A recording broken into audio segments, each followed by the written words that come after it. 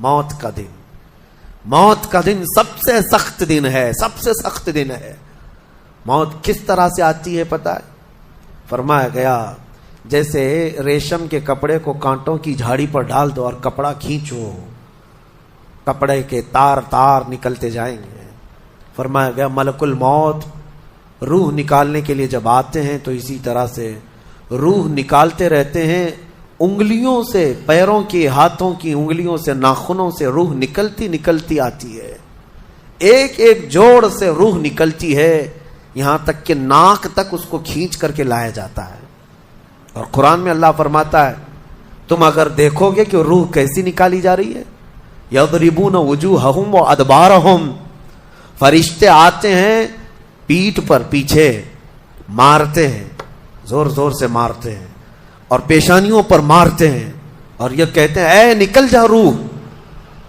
اللہ فرماتا ہے تم اگر دیکھو گے کہ فرشتے کس طرح روح نکالتے ہیں تو کانپ کر رہ جاؤ گے، مار مار کر کے روح کو نکالا جاتا ہے۔ اور یہ چھوٹا سا وقت نہیں ہے، ادھر جھٹکا لگا ادھر موت ہو گئی، لمبا پروسیس ہے، اس سے جو گزرتا ہے وہی بتا سکتا ہے۔ بعض لوگوں کو ایسا لگتا ہے زہر کھا لیا ابھی موت ہو گئی، سوسائڈ کر لیا ابھی موت ہو گئی۔ موت اتنی آسانی سے نہیں آتی، لمبا پروسیس ہے۔ موت سے پہلے فرشتے آ جاتے ہیں، چاہے تم اچھے آدمی ہو، بیٹھے ہوئے ہو، تم کو بھی اگر موت آنی ہے تو تم پہلے فرشتوں کو دیکھنے لگ جاؤ گے، لیکن بتا نہیں سکتے کسی کو۔ موت سے تھوڑی دیر پہلے فرشتے قریب آ جاتے ہیں، پہلے جماعت فرشتوں کی آتی ہے، پھر ملک الموت آتے ہیں۔ ملک الموت ان فرشتوں کے بیچ آتے ہیں، جیسے ہی یہ مرنے والا آدمی ملک الموت کو دیکھ لیتا ہے پھر اس کے جسم میں کپ کپی طاری ہو جاتی ہے، اور ایسی کپ کپی طاری ہوتی ہے کہ کبھی پیشاب نکل جاتا ہے، کبھی پخانہ نکل جاتا ہے۔ اکثر دیکھنا مرنے والوں کی نجاست نکل جاتی ہے۔ ملک الموت کو وہ بہت قریب سے دیکھتا ہے، اور ان کی دو شکلیں ہیں، ایک بہت بھیانک شکل ہے، اس کو دیکھنا ہی عذاب ہے، اور ایک بہت خوبصورت شکل ہے، ان کو دیکھنا ہی رحمت ہے۔ وہ نیک بندوں کی روح نکالنے کے لیے جب جاتے ہیں تو خوبصورت شکل میں جاتے ہیں، اور جب گنہگاروں کی روح نکالنے جاتے ہیں تو بھیانک شکل میں جاتے ہیں، اور ان کو دیکھتے ہی مرنے والے کا جسم پیلا پڑ جاتا ہے، پیشانی اکھڑ جاتی، آنکھیں پھٹی رہ جاتی، اور پھر خرخرا آنے لگ جاتا ہے، یعنی خرخر کی آواز تیز ہو جاتی ہے۔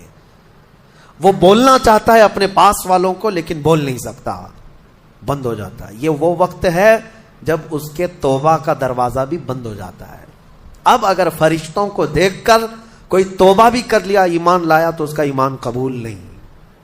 اس وقت سے پہلے پہلے تک جو بھی ایمان لایا یا توبہ کیا اس کی توبہ قبول ہے، لیکن موت کا خرخرا آ گیا اور فرشتوں کو دیکھ لیا، اس کے بعد بہت سارے کافر بھی پکاریں گے کہ ہم ایمان لاتے ہیں اللہ پر، نہیں، اب ایمان قبول نہیں ہوگا۔ موت اتنی آسانی سے نہیں آتی، اس کا پروسیس ہے۔ فرشتے آتے ہیں، ملک الموت آتے ہیں، پھر اس کے بعد اس کو گھور کر دیکھتے ہیں، پھر اس کو چت لٹا دیا جاتا ہے، یا جس حالت میں بھی ہے وہ گر جاتا ہے، کھڑا ہے تو گرتا ہے، بیٹھا ہے تو گرتا ہے، موت آنے سے پہلے لڑک جاتا ہے۔ یہ ضروری بھی نہیں ہے کہ آج میں اپنے آپ کو سنبھال کر بیٹھا ہوں، اگر میری موت آنی ہے اسی کرسی سے گر جاؤں، اسی جگہ سے ہم گر جائیں گے۔ اور اس کے بعد ملک الموت روح کھینچنا شروع کرتے ہیں، پیروں کے ناخنوں سے لے کر، ہاتھوں کے ناخنوں سے لے کر، اس کے جسم کے ہر حصے سے لے کر ناک تک کھینچتے ہوئے لاتے ہیں، اور اس کے بعد جب پوری روح نکل جاتی ہے وہ لے کر کے چلتے رہتے ہیں، اور مردہ ان کو جاتے ہوئے دیکھتا رہتا ہے۔ آنکھیں سب سے لاسٹ میں کھلی رہتی، کسی بھی مرنے والے کی آنکھیں بند نہیں رہتی، کھلی رہتی، وہ دیکھتا رہتا ہے۔ اسی لیے حدیث پاک میں ہے جب کسی کی روح نکل جائے تو سب سے پہلے تم اس کی آنکھیں بند کر دو، ہمیں بند کرنا ہوتا ہے، اور اس کے بعد منہ بھی کھلا رہ جاتا ہے، منہ اوپن رہ جاتا ہے، فرمایا گیا منہ کو دبا کر بند کر دو۔ یہ سب نشانیاں ہیں میرے عزیزوں موت کی، سختیوں کی۔ آپ کو پتا ہے جب رسول کریم صلی اللہ تعالی علیہ وسلم کی وفات آئی، اللہ اکبر، نزع کا عالم اتنا سخت تھا کہ بار بار حضور اکرم صلی اللہ علیہ وسلم کو پورے پانی کے مٹکے انڈیل دیے جا رہے تھے، 3 مٹکے حضور پر انڈیل دیے گئے، موت سے پہلے، اور حضور اس کے بعد تھوڑا آرام محسوس کرتے اور پھر شدت کا بخار. اور وہ آخری وقت تھا جب حضرت فاطمہ آپ کے پاس آئی تھی. حضور نے ان کے کان میں بتا دیا، وہ رونے لگ گئی. کیا کہا تھا؟ حضرت فاطمہ کہتی ہیں حضور نے فرمایا اے فاطمہ اب میں جا رہا ہوں، میرا آخری وقت ہے. پھر ایک دوسرے کان میں ان سے کہا میرے خاندان میں سے سب سے پہلے تم مجھ سے ملنے والی. آج یوم فاطمہ بھی ہے، سیدہ کائنات کا آج یوم وصال ہے، 4 رمضان المبارک. تو رسول کریم صلی اللہ تعالیٰ علیہ وسلم حضرت عائشہ صدیقہ کے سینے سے سر لگا کر لیٹے ہوئے تھے. حضرت عائشہ فرماتی ہیں سنو مجھے پتہ ہی نہیں تھا. حضور حضرت عائشہ سے زیادہ محبت کرتے تھے، اسی لیے آخر وقت میں حضرت عائشہ کے ہی حجرے میں رہنے لگے، باقی دوسری بیویوں کیا نہیں جاتے. حضرت عائشہ کہتی میں حضور اکرم صلی اللہ تعالیٰ علیہ وسلم کو کبھی مسواک دے رہی، کبھی پانی کے چھڑکاؤ کر رہی. تھوڑی دیر کے بعد حضور اکرم صلی اللہ تعالیٰ علیہ وسلم لیٹے لیٹے اسی طرح رہ گئے. حضرت عائشہ کہتی ہے میرے سینے پر حضور کا سر تھا، وہ اتنا بھاری ہو گیا مجھے لگتا تھا کہ میری پسلیاں ٹوٹ جائیں گی. یہ حضرت عائشہ کہتی ہیں مجھے ایسا لگتا تھا کہ میری پسلیاں ٹوٹ جائیں گی. ہوا کیا تھا؟ حضرت عائشہ فرماتی ہیں دروازے پر جبرائیل امین آئے، روح نکلنے سے پہلے کی بات ہے. حضرت عائشہ فرماتی حضور کے پاس جبرائیل آخری بار آئے، وہ غمگین حالت میں آئے یا جس حالت میں ہو. حضرت رسول کریم صلی اللہ علیہ وسلم سے عرض کرنے لگے یا رسول اللہ دروازے پر موت کا فرشتہ کھڑا ہے، آپ کی اجازت چاہتا ہے، اگر آپ اجازت دے دیں تو آئے گا اور آپ کی روح پاک کو اللہ کے حضور لے جائے گا. بکتا بکاتا آج سے پہلے کسی طرح عبداللہ بن جدعان کے پاس پہنچ گیا.